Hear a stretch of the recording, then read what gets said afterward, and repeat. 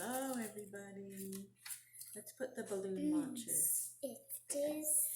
So today we're going to make a fun snack in our kitchen, and we've chosen all kinds of food items that you can stab with a pick. Okay, so we brought our toothpicks today, and they're little umbrella toothpicks. But if you don't have umbrella toothpicks, that's okay. You can use whatever toothpicks you have. So we're going to choose a different type of food. Here's the cheese. Okay? And we're going to make a nice little snack tray with our foods.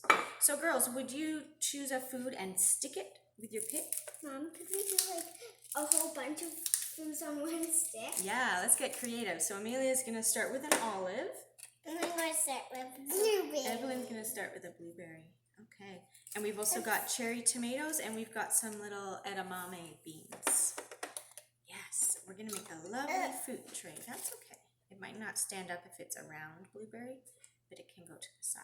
Okay, Evelyn, what else are you going to choose with your pick? This. Oh, a big tomato. Juicy tomato. I chose tomato, olive, and I'm going to ask you to do everything on this one. Oh, Amelia's going to load her pick right up to the top. So you can get creative and end up with a beautiful selection of snacks here to eat. Now, do be careful because picks can be sharp.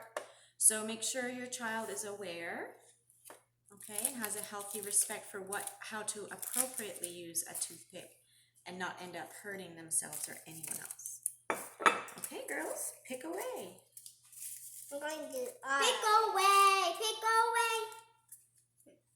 This is a weird umbrella.